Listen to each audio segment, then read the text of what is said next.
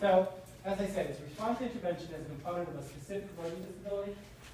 Determination is the practice of providing high-quality instruction intervention matched to student needs, using learner rate over time and level of performance to make important educational decisions. And it really kind of coincides with, as we look at assessments that drive performance and drive instruction, this is the concept behind RTI.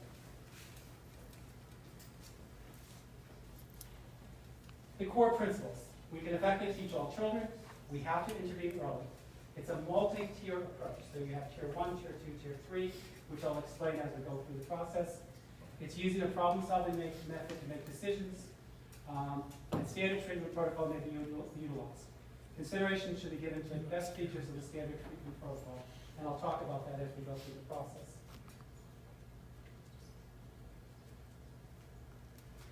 When they say we use scientifically research-based intervention, it's needed that it's actually normed nationally. So there's systems in place that whatever we utilize as a monitoring system, that's a national basis, which has been normed. Again, we know the concept of monitoring student process to inform instruction, and data is used for decision making. And we have established data teams in both our schools, both at the elementary school and middle school, that's been in existence for many, many years. And it's the use of assessment for 3 different purposes.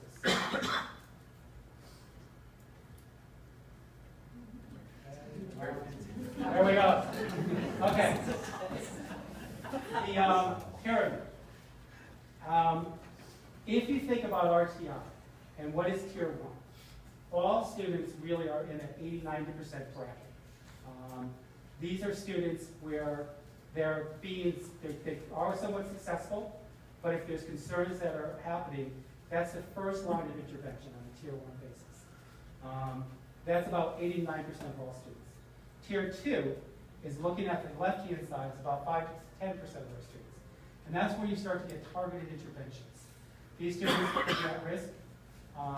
What you're doing is you're providing more intensive services, still in the regular classroom. Might be pull up, but a lot of times it's in the regular classroom. And then the last one, which is about anywhere between 1 and 5% of the population, is more intensive instruction. These are students that probably will be pulled out, and they're meeting with either your reading specialist or your math specialist, doing very specific intervention in very small groups.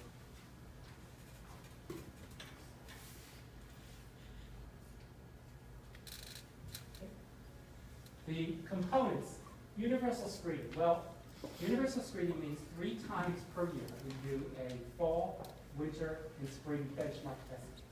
And the concept behind that is to see if one is a student achieved. Is the curriculum appropriate for that student? And those are the areas where we start to see if there's any concerns. So when we do the benchmarks 3 times a year, it's really an integral part of our RTI. So without the benchmarks, you're not going to get the data that we need to either move forward, whether a student needs to continue out of tier 1 or more interventions need to occur. Again, what we talked about was the multi-tiered interventions. Goes back to your tier 1, tier 2, 3. Progress monitoring. Progress monitoring, again, is we use right now, there's a couple systems that we have in place. One of the systems we have in place at both the middle school and the elementary school is AIMSweb. And we use AIMSweb as both our progress monitoring on a bi-weekly basis, as well as using it for our universal screens. One of the things that we started to investigate this year, because we're not extremely happy with AIMSweb, it's a good product, but it isn't providing enough detail. So we started to investigate other options. And one of them was the NWEA, which we are still going to continue to look at. And I know there's other options as well. If you try to find something that could be universal both from a K-12 perspective, is AIMSweb does not do that. And AIMSweb really kind of focuses on 2 areas. Focuses on reading comprehension through the day and reading fluency. And we're trying to find something that's a little bit more comprehensive.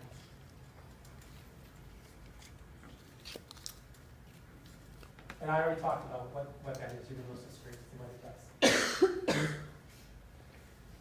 And again, I want to reiterate that without the universal screenings, without the benchmarks 3 times a year, it would be extremely impossible to measure student learning. And that is something that we do. We've been doing it for years.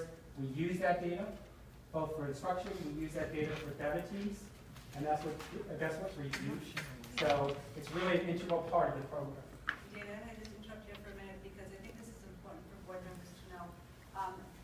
You've heard through the SBAC assessment, we've had many parents opt out, and we've had the great debate. The state says there's no opt-out option.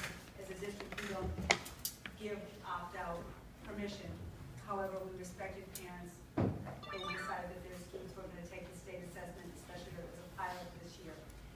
We're now beginning to get one or two requests from parents to opt out of any kind of benchmark assessments. And my response is going to be, that's not an option for parents.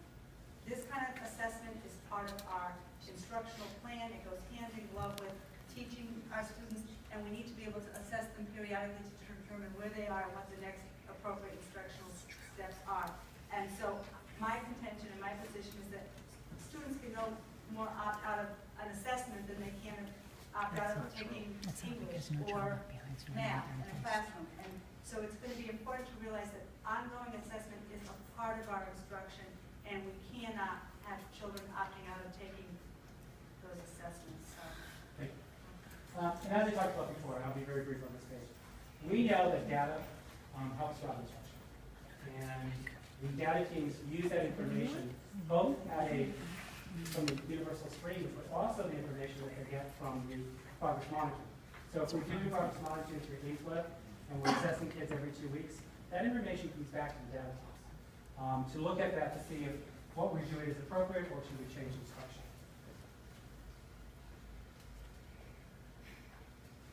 Talked about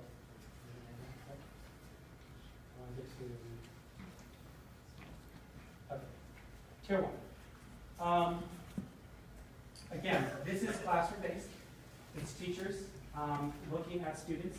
It's using, again, going back to the benchmark assessments to see if there's any issues or concerns. Typical example of a Tier 1 would be differentiated instruction.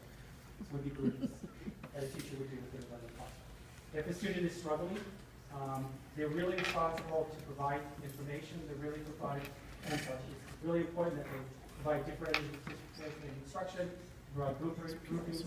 They need to gather information before they bring it to the data, or before they bring it to the SRBI, because it's information that they're going to go and utilize because they've changed instruction, because their context is parents, because they're working with that student, to gather that information before they bring it to the next level.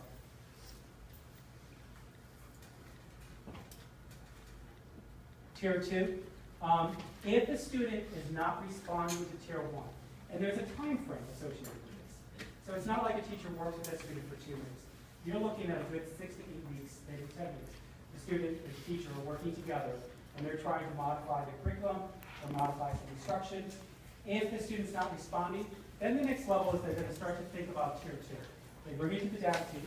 They talk about that student. That's an issue that the student leaves your classroom. What's going to happen at that point is either the math consultant or the reading consultant are going to start to work with them. They may work with small groups of students in the classroom. They may do some modeling and consult to the teacher. So those are some of the concepts behind Tier 2. It's a little bit more intensive. Again, what we talked about. It's the benchmark assessments. It's still in the classroom.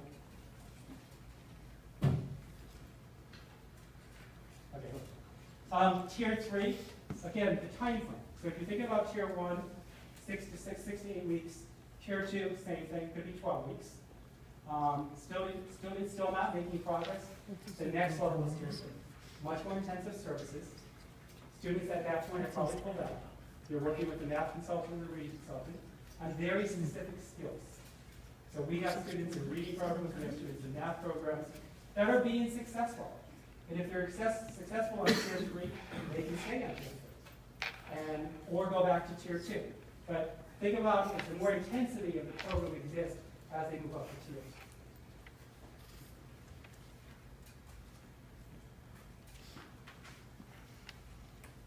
So you're looking at it as a minimum of 2 additional 30-minute sessions per day. That's just those examples. These are giving examples of programs. Again, we monitor very closely kids who are at Tier 3. They're monitored, and progress monitoring happens every 2 weeks. We chart. We develop, AIMSweb has an A line where I think I might have an example of that. But if I don't, I'll talk about that. you set a goal. So there's a target. So we know, like if students' GRP has to reach 50 at the end of the school year, or 55, there's a goal that's set at the beginning of the year. And as the student progresses, we chart that. And we can develop what is called an baseline and charts that are actually given to parents. So when we have meetings with parents, parents can review how their child is doing, and we have data to show that. David, does a tier 3, does that mean there's an IEP or? No, this is all outside the normal special education. This may lead up to, so the concept behind a learning disability, by law, students have to go through a process. There has to be data that's collected prior to getting to the PPT process. If the student is not successful at tier 3, and they've been on tier 3 for a while, then it really behooves the teacher or the SRBI team to say, okay, we need to do the next step. We need to do a referral to special education. What happens though at that point is we have a wealth of information that comes to the PPT. We know when there's failure, and we know the concerns. Doesn't negate the fact that we should be tested, but it's data that we can use, and actually, by state statute, that has to be done. Because what we have is the reading, writing, and math worksheet that has to be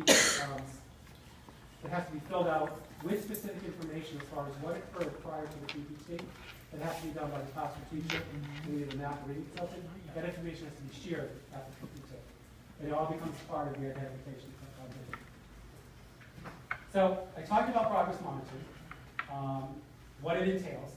And again, we try to use very specific assessments that are normed, and Ames Web right now is one of the best ones we have. It's not the best, and we're looking at other options. We know there are better ones out there.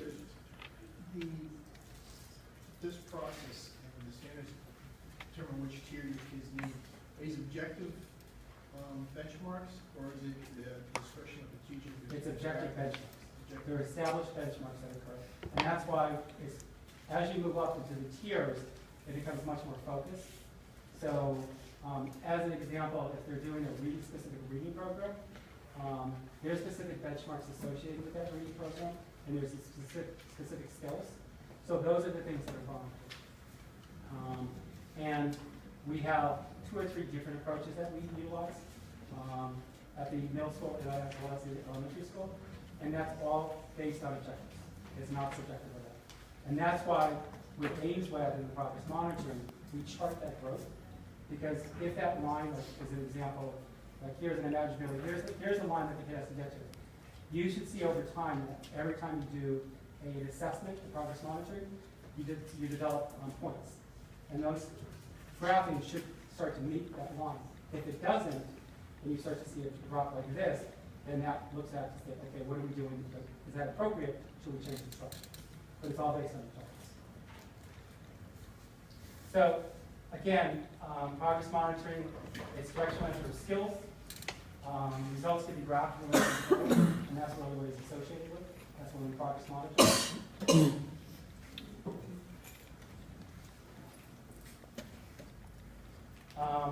We try to use a variety of collection methods, and some of them are built in. Like as an example, we use a program called Natural. Natural is a fluency program. Already built into that program is monitoring. So we know, and kids know, because actually they monitor their own growth. So they can actually see how they're improving through a program like Natural. Natural is basically a fluency program. A little comprehension, but it's basically a fluency program. And we have a number of kids whose issues are fluency. It's the speed of reading. It's trying to read at a much more depth level. But built into the system, kids can monitor their own progress. I know at the elementary school, what they established really district-wide was a program called Foundations, which is a phonics program. Again, very specific. They can monitor kids' progress through that. And from that point, if there's other concerns that are associated with it, then you get to more intensive programs. And we have programs called Lexia, which is a phonics program. And I know at the middle school, they have, it's SP. SRBI. SRBI, thank you. Oh, Melissa, you're here. Thank you. And that's a very specific reading program that they actually started 2 years ago? 2 years ago? Yeah. Comprehension, what's comprehension based? Right. Fluency. right? And kids, Good, yeah, that's very concerned. right, yeah.